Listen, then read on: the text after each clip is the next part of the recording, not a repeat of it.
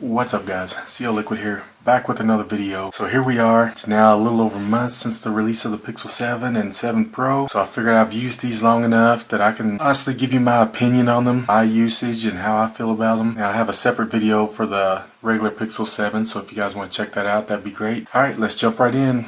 As usual, I'm not going to waste your time with showing you specs and benchmarks and all that stuff. There's plenty of other YouTubers, YouTube videos that'll go into that stuff. If you're watching this video, fairly certain you already know what this phone is, what the phone does, and what it offers. So I'm just going to keep it simple. Alright, let's start with the build. Obviously this is the Hazel model. It stands out just because you don't see phones with this color. And then the gold accent also makes it look a little different than every other phone you might see. Of course, that visor at the top, you should know that it's a Pixel phone. It doesn't look like any other phone.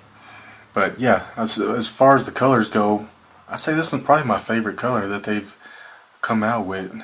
Just me personally, I like this look. Well, since we were talking about the camera visor, they made a little change from where now it actually seamlessly goes into the side, whereas last year's 6 Pro you had a little bit of a gap here, like it was sitting on top of the phone, and this year they designed it so now it's just all kind of one piece that goes seamlessly into the sides, which is nice. It makes it look more premium and just makes it look a lot better, not so janky.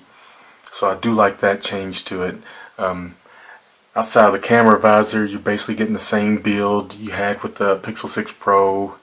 Not that the 6 Pro was a bad design, but having said that, I don't know why, but to me the 7 Pro feels completely different. Now for whichever side of the fence you stand on, we do still have the curved display, although the curve is a lot more subtle this time. I can honestly say I'm one of those people who's kind of burned out on the curved edge phones. The curve on this one is definitely a lot more subtle than it has been in past models. Like, I really don't even notice it. It's barely even a curve. Last year's you could definitely feel the curve and you could see it. This one, unless you're actually like just holding it sideways, really can't even tell. At least I can't. And when I put a case on it, it's even less. I mean, it pretty much almost flattens it out once you put a case on it. So yeah, hopefully next year they'll just go completely flat and do away with the curve, because I mean the curve had its time, but I think we can all agree it's time to let that go. Makes it look old and outdated. As for the screen itself, I've had no trouble seeing in any lighting situations. Colors have been fine. They're not overly saturated like the Samsung phones like to really pop out and oversaturate their colors, which looks great on those phones. I mean, that's kind of their go-to thing for Samsung phones. But I feel like this one's calibrated just right. It's not overly saturated, it's not undersaturated, it's just like a nice middle ground. And I think I have mine set on adaptive. So I mean, you have natural, which mutes it down a little more. I mean, it still looks nice on natural. Everything's fine. I mean, I've had no black spots like I had with the 2XL. That was one of their issues they had. There's no blue tint when you tilt the phone slightly. This is probably their best screen they've put out so far. As far as usage goes, I guess we'll start with the battery life. It's been great. I've had no issues with the battery life. It gets me through an entire workday with plenty of juice left over for the evening. I was staying out past, say, 11 o'clock or midnight or something like that. You know, you'd probably want to top it off before you went out. Like if you got home from work and while you're showering, throw it on the charger, top it off a little bit before you go out, because you'd probably run out probably around midnight, 1 a.m. But other than that, just a normal day, I've had no issues with it. Battery life's been great. The 6 Pro, I was probably sitting on like in the teens percentage by like, I don't know, 10 o'clock. So it's definitely an improvement over that. As for the actual usage, everything has for the most part been smooth and snappy. Scrolling is as smooth as can be with the 120 Hz refresh rate. I will say I've had, in the beginning when I first got it, I had like random app freezes, and you know, some of them had to be closed, force closed. But you know, I kind of chalked that up to like the Android 13, like the apps hadn't been optimized for Android 13 yet, so I don't really blame that on the phone, especially since like after those apps have updated, I no longer have that. I haven't seen that happen again. So I'm assuming it was just that that particular app hadn't been optimized for Android 13 yet. So yeah, I've had no issues with anything. Everything has worked perfectly fine. Everything's smooth. You know, I especially love the dictation because it's so smooth and it just reads everything that you say, no matter how fast you say it or how slow. It's always on point. Period.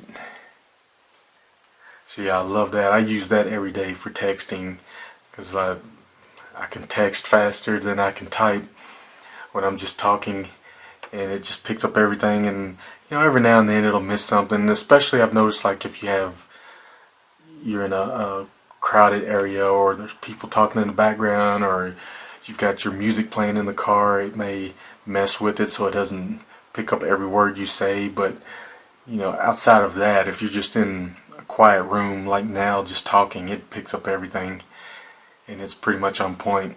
So that's better than it was last year, the experience I was getting. As far as gaming, I don't really play mobile games. I mean, I have a couple on here.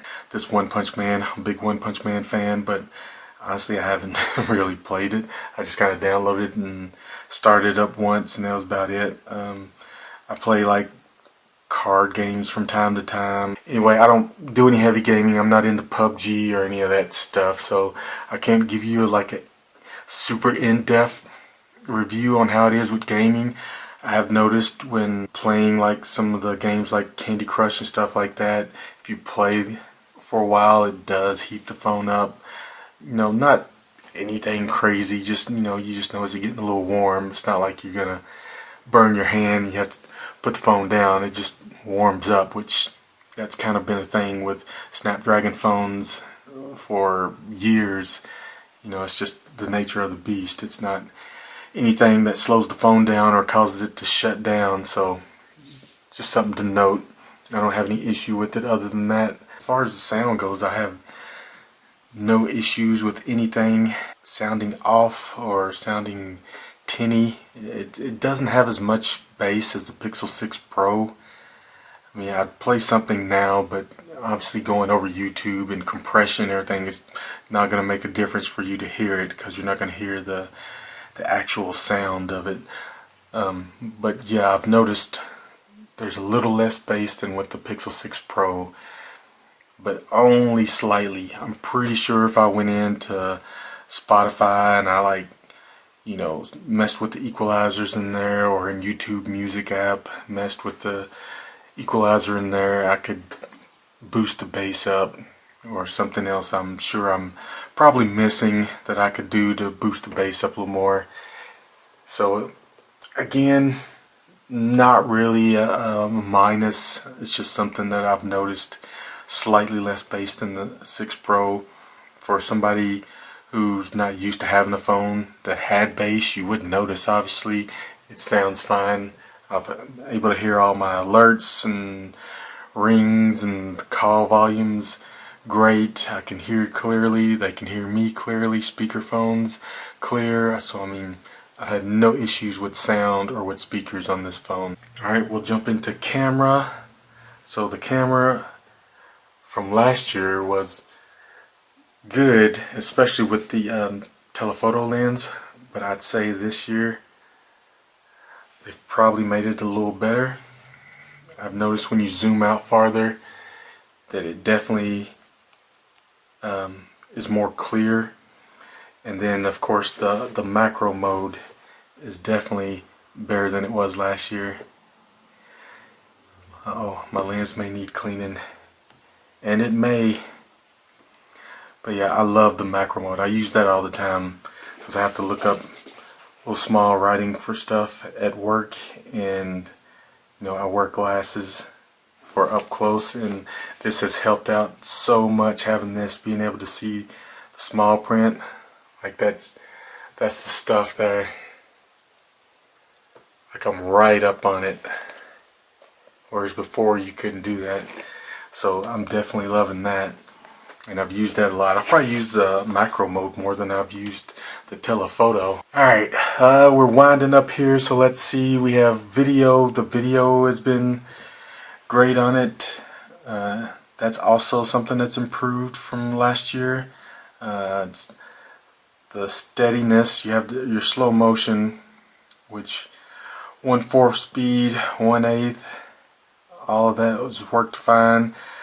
You can obviously find videos of examples of that online, so I'm not going to jump into it. I'm trying to keep this simple. You have your stabilization here. Standard, locked for far away still shots, active for heavy movement, cinematic pan. I've actually never used the cinematic pan, but I'll have to try that out. But from what I've seen, it seems to work great. Kind of reminds you of the cinematic pan from the Apple phones. Well, I don't think they call it cinematic pan on the Apple phone, but they have their own name for it. But it seems to work great. I mean, from this example, it looks good. I'll have to try it out. That's one thing that I just realized I've never actually looked into. I don't do a lot of videos. It's not horrible. I mean, as you can, I don't know if you can really see, but it's not like it's a horrible amount of stuff that gets in there, but it does get under there. That's a place where it likes to sit, and you have to wipe that out. But anyway, alright, let's wrap this up because I'm really mumbling. Alright, so my final thoughts on the phone after a month of use. I have to say this is for sure the best overall Pixel so far. They finally made a phone that isn't drowning in glitches and quirks, and that they spend a year of the phone's lifespan trying to patch and fix those, and by then the new phone comes out. So this one has been pretty much great since the start. Since I got it, I've had no issues with it. Hang on a second. This is me post-editing. I forgot to add one thing in here. The fingerprint sensor definitely improved. 100% improved from last time. I've had no issues with missed swipes like I did on the 6 Pro. They've definitely upped the sensitivity with it. I mean, if I miss the mark like I did that time, then obviously you have to be on it. But yeah, it's definitely better. I just want to add that in because I forgot to mention that, and I know a lot of people are wondering about the fingerprint sensor.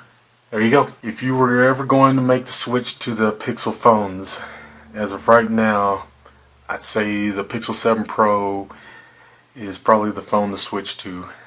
It's probably the one where you can finally make the switch over and you'd be happy with it. There's nothing to complain about with this phone unless you just really despise this subtle curve. Other than that, yeah, I mean this phone's been great, and I can't recommend it more.